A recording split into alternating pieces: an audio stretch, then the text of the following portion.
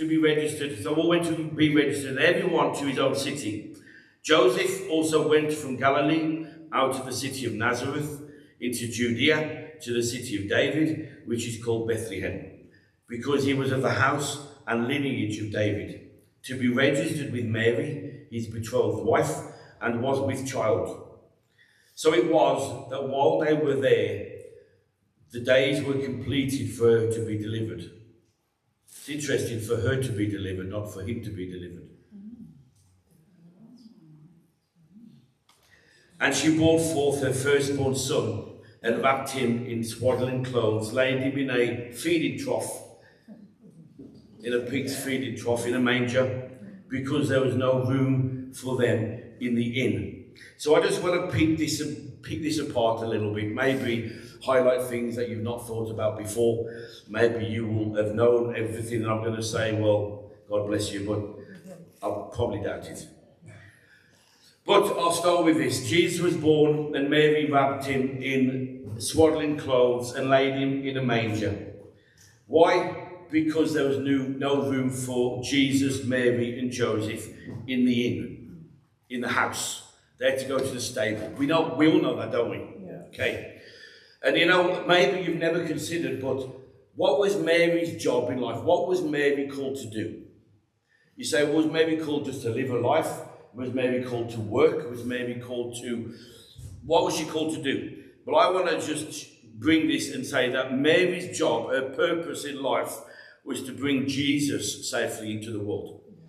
That was her job. That was what she was called to do. Yes? Yeah. Now, I'm going to tread on dangerous ground now, because I'm going to talk about giving birth. Okay?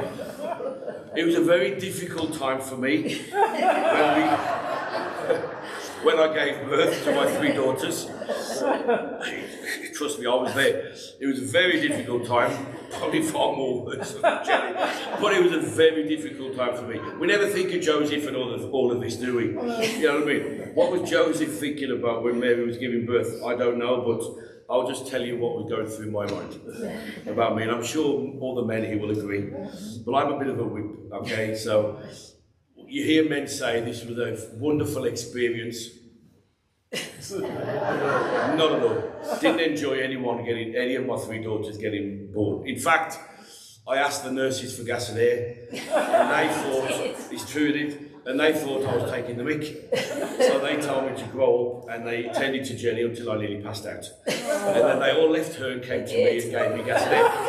So it is true, it is very true. So, you know, I've got an affinity with Joseph when it comes to giving birth, the trials and traumas of it all. But I won't focus on him. I'm supposed to be talking about Mary, so, you know, there we go. But Mary had a purpose in life. Her job, I believe, was to bring Jesus safely to this earth. That was her job. That's what God had called her to do. And one thing I've noticed when it comes to giving birth, and I just have experience, is no matter how much you try and plan and prepare, no matter how much you try and dot the I's, cross the T's, the baby will come when the baby wants. Yeah? You can have everything ready, and the baby says, stuff you, I ain't coming yet. And you have to wait. And then there's other times when you're not fully ready, and the baby says, I'm on my way. And the baby decides to come. And we've had all of these. You know, we've had it all. In that we had 3, and each one of them, I still need prayer, because it was quite traumatic, all of them. Dear Lord. But in this case, Jesus came when Jesus was ready. Okay? The baby was born when the baby was ready. The baby decided when he was going to be born. And yet we sometimes think in life that timing is not relevant. Why was Jesus not born the day before? Why was Jesus not born the day after?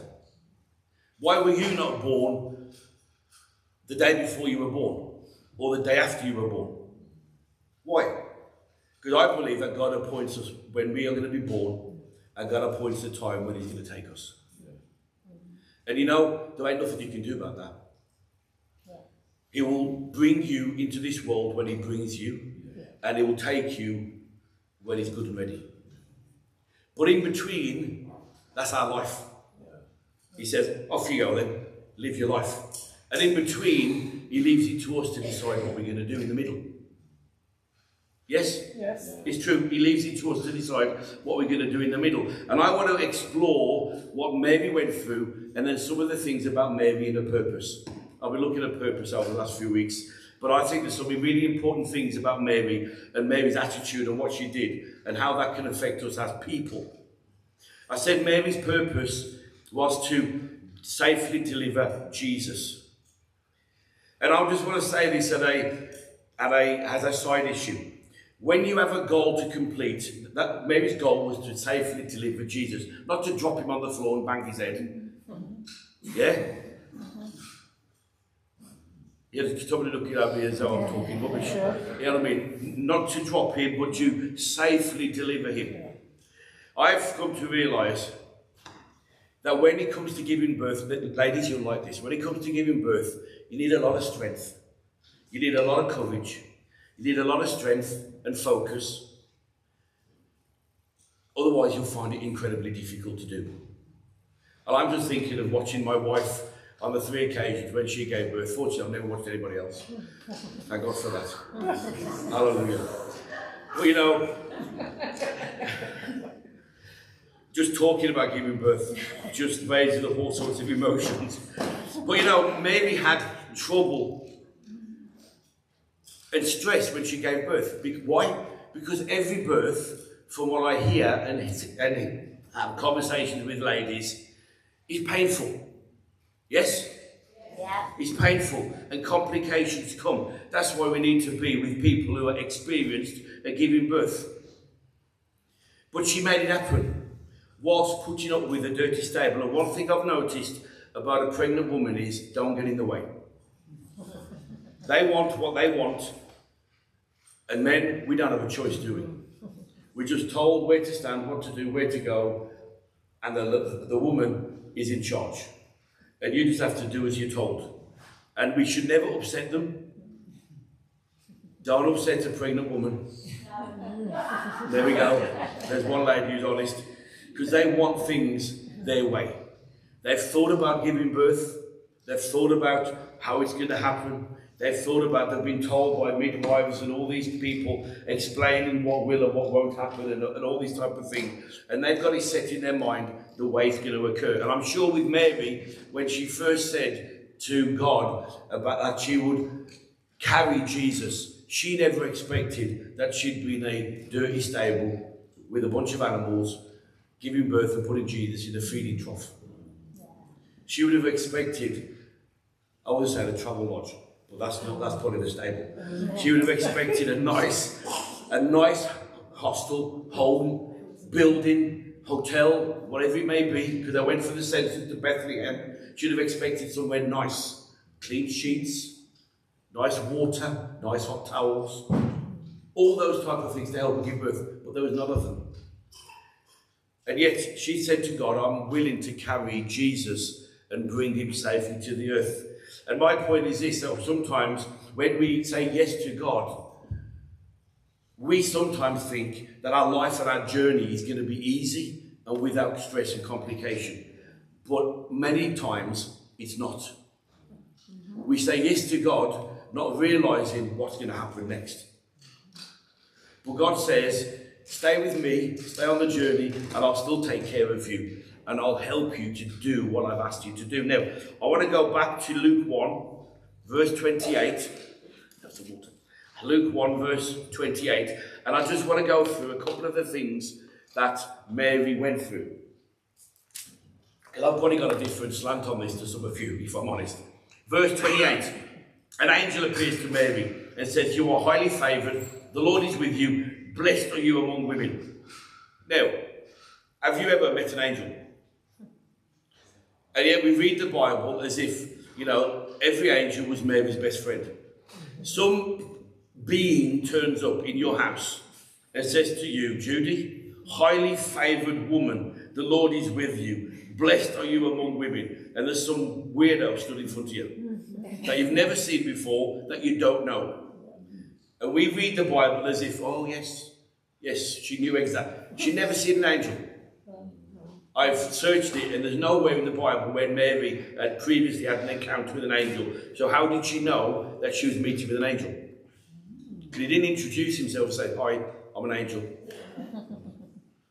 Something stood in front of her and said these things. Now, don't you think that would have been a huge surprise to Mary?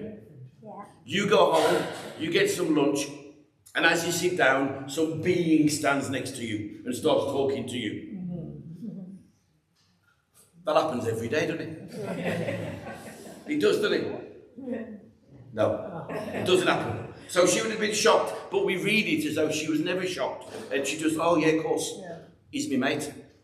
She'd never seen him before, and he comes and says this. But it gets even more funny, because then he gets very personal, because he then turns around and says, verse 31, "You're going to have a baby, you're going to conceive." Now, just imagine, Kath, you're at home, you're on your own, right? You're on your own. Kath, highly favoured woman of God, you're going to conceive, Kath, and give birth. You'll be like, "Who are you?" It's a bit personal, isn't it?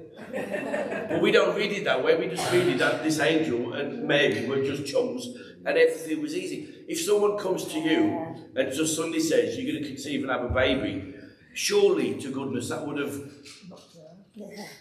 made her think, "Oh my, I wonder if I had too much pizza last night." Yeah, something would have shocked her, because it's not a regular thing. Now it gets even worse, because then the angel goes on to describe what Jesus was going to be like. Verse 32, Jesus will be great. He's going to be called the Son of the Highest. The Lord God will give him the throne of his father David, and reign over the house of Jacob, and over his kingdom there'll be no end. It gets worse for Mary, because she's just minding her own business. And yet, that was her purpose. And we know from, if you read Isaiah chapter 9, verse 6 and 7, he speaks about Jesus, that he was not just a normal baby that she was going to carry. You know, if you just flip back to the purpose for Mary again, and I know sometimes the traditional church gets a bit nervous when you talk about Mary, because you think all Catholics, can't talk about Mary. But you've got to understand, Mary carried Jesus. And Mary was there until Jesus died, because on the cross, Jesus turns around to James, his brother, and says, "Take care of Mom." So Mary was with Jesus from when he was born until the end, when he died. He was there. She was there. So Mary does play an important role in Jesus' life. So moms out there, you've got to understand that you play a massive role in your children's lives. You say, "Yeah, but he was Jesus, he was the King of Kings, the Lord of Lords." But he still had a mother. If he didn't need a mother, he wouldn't have had one. And I'm sure, knowing where's my own mother, she's hiding. I know from my own mother, men, if you step out of line, you're still going to slap off your mother, no matter what age you are. Yeah?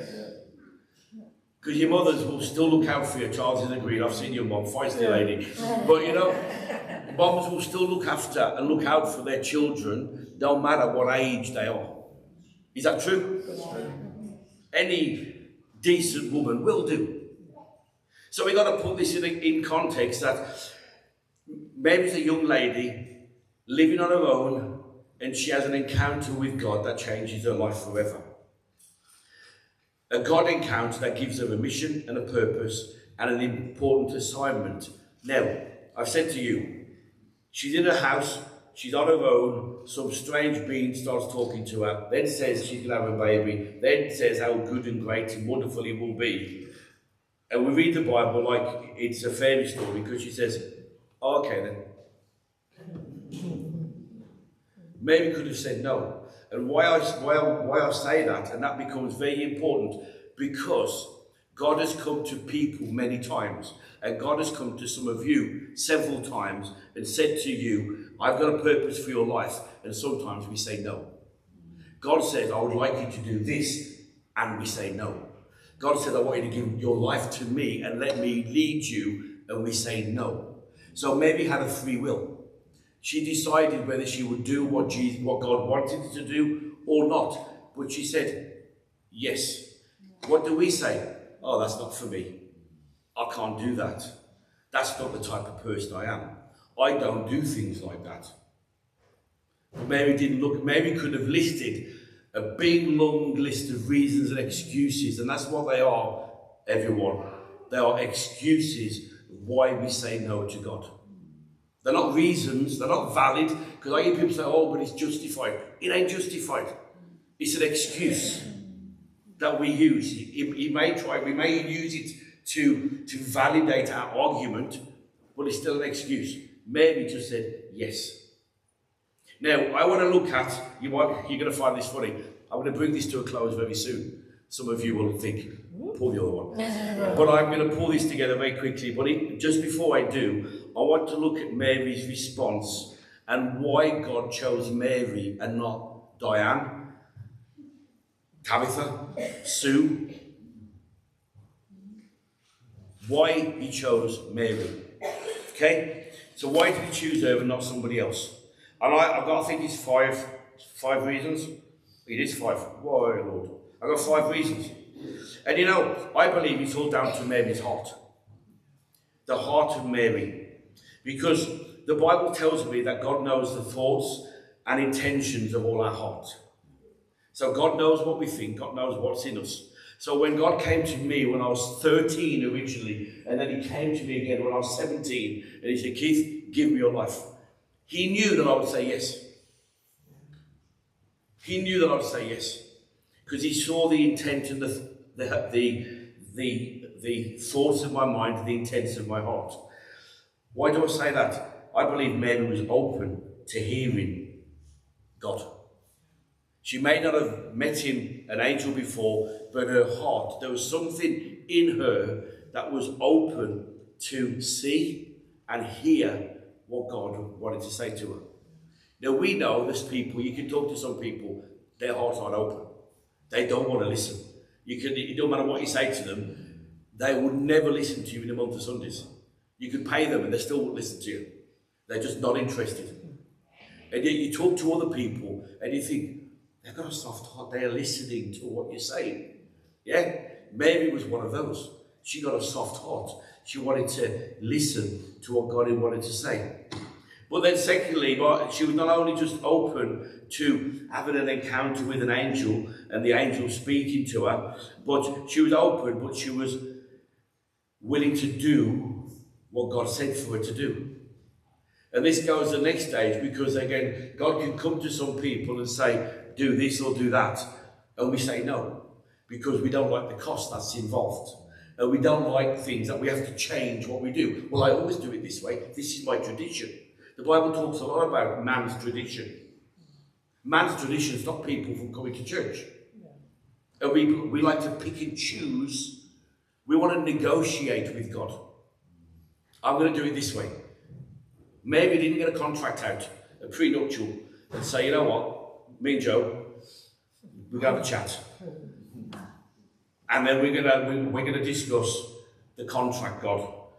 Whether it's good, whether we're going to benefit from it, or whether we're not going to benefit. She didn't do anything, she just said, yes.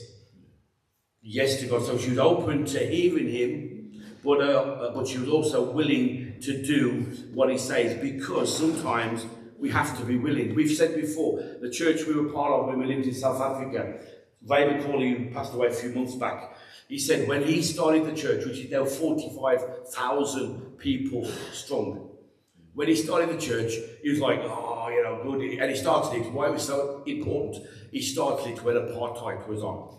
And he's a white South African, but in South African terms, in apartheid, black and white people never sat next to each other. You couldn't eat together, you couldn't sit or use the same toilet, you couldn't park your cars next to each other. You were segregated into sections. You black people, you live over there, us whiteys, we're going to live over here. And Ray started a church that integrated all colours, all races and all languages. The death threats on his life were immense. But when God said, Ray, I want you to start the church, Ray was like, yes. And God said, don't get too full of yourself. You're the 7th person I've asked. The previous 6 have said no. The previous 6 have said, why would those say no? Because they would have seen the cost that it involved and they weren't willing to pay the price. And sometimes when God comes to us and he brings something to us, we look at it and we want to negotiate. But I have to say this, that you know what? Man's tradition, we have things, well, I always do this on that night. Let me throw this one out at you. Why not? Love me or hate me, you got to forgive me. We got New Year's Eve. Well, I'll do my own thing on New Year's Eve. God bless you. But you know what? You'll miss God sometimes because you are wrapped up in your tradition. This is what I must do. This is what I always do. And nobody is going to change that. Crack on then. What happens if God turns up and you've missed him? Oh, you can't say that. That's not fair. Yes, I can. I just did. Because the Bible talks a lot about our own man-made traditions that sometimes you have to forsake. Sometimes. I didn't say all the time. I said sometimes you need to forsake. Because if you aren't willing to, if you hold on to them so tightly, you're going to miss what God wants you to do. You've got to be, what's the word? Flexible. And I've never known, if I have to be honest, in my 38 years of being a follower of Jesus, a group of people who are more inflexible than Christians. Christians can be the most inflexible, unwilling people on the planet. Sorry to burst your bubble, but it is true. Because I get this notion, we're going to do this and don't you dare tell me what to do. Like I've said, unsaved folk quite often are just like, yeah, whatever.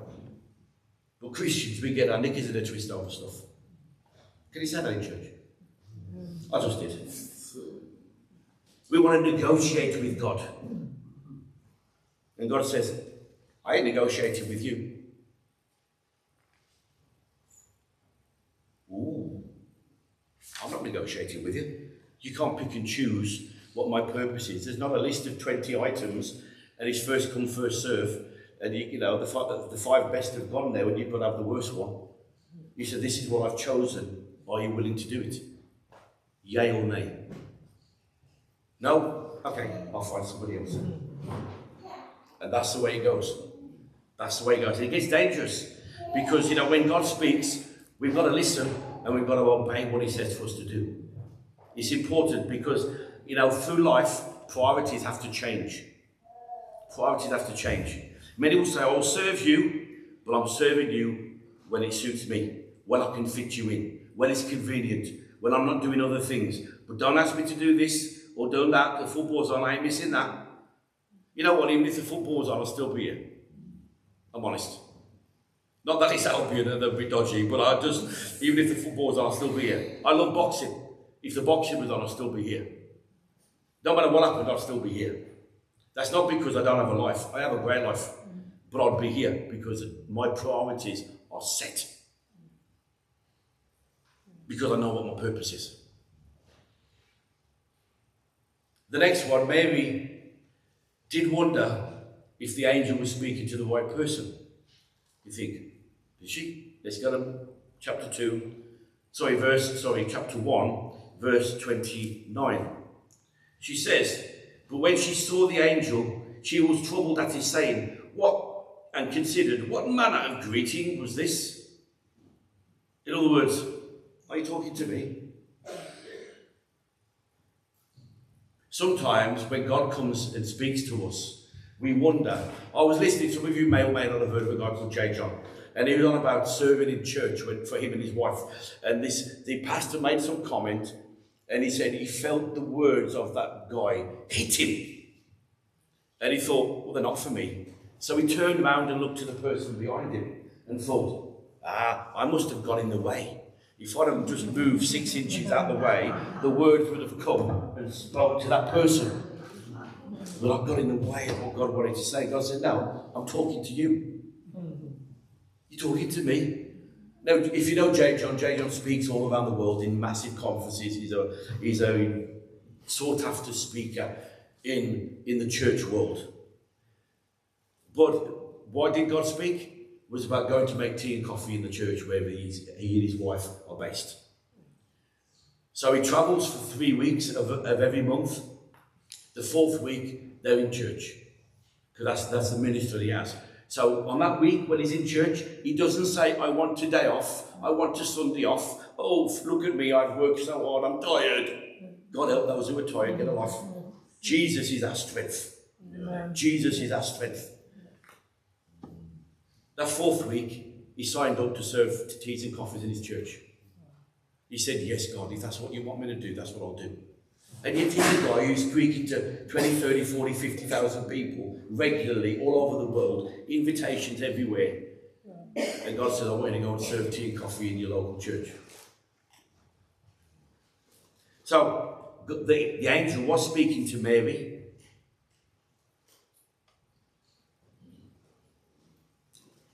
When God comes to us and he says, I want you to serve me. You may think that you're not good enough. You may think that you are not worthy enough. You may think that God is meant to be talking to somebody else, but you've just got in the way. But God says, no, I'm talking to you. This is for you.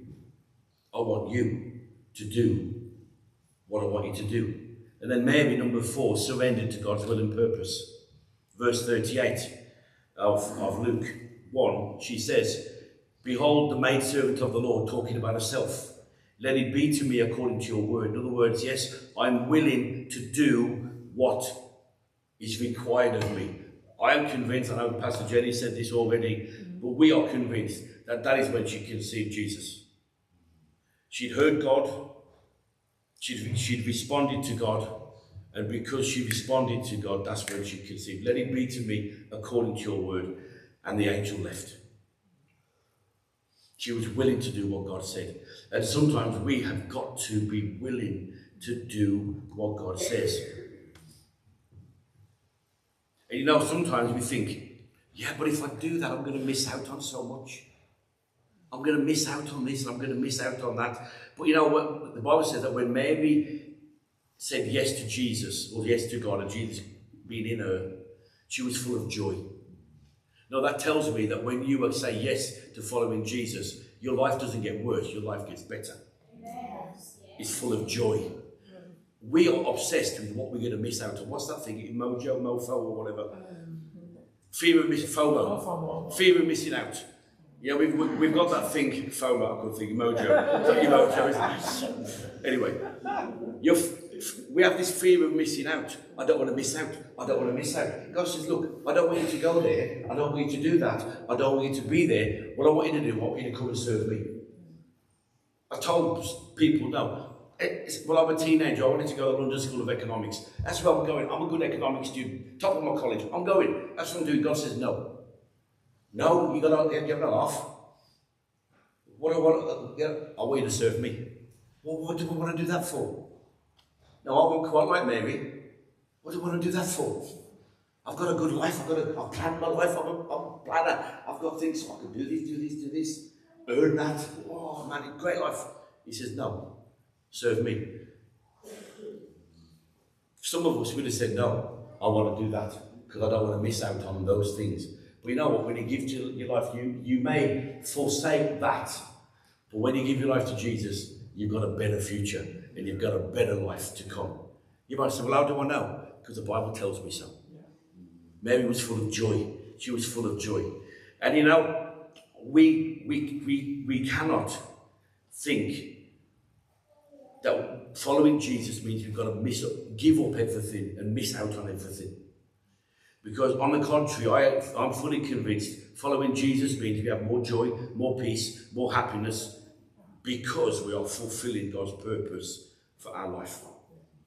You can be in the middle. I've got friends who are in Lebanon, okay, where there's the war going on between Israel and Palestine and Syria and all these crazy folk over there. And I've spoken to various different people. Some are Christian people, some are Muslim people, friends of mine that I've known, that I've worked with. And they're saying, we know the peace of God, we're safe. You know what? You can be in the middle of a battle zone and you're in God's purpose and you can have the peace of God over your life. And yet you can be in a peaceful country and not have peace. See, our peace is not determined, is not based upon what country we live in. It's based upon, are we saying yes to Jesus. That's what it's based upon. And I don't fear missing out. Because I know that my life with God is the best it can be. And then finally, and this is finally, I'm finished, Mary was faithful to do what God gave her to do, because she delivered Jesus safely. That was her job. Faithfulness is the key to a successful and fulfilled life. And I've got down here, many will come and many will go. Many will be distracted and many will be sidetracked because of things. But there is nothing that beats being faithful to God. Nothing that beats being faithful to God. Nothing at all. So, I'm finished.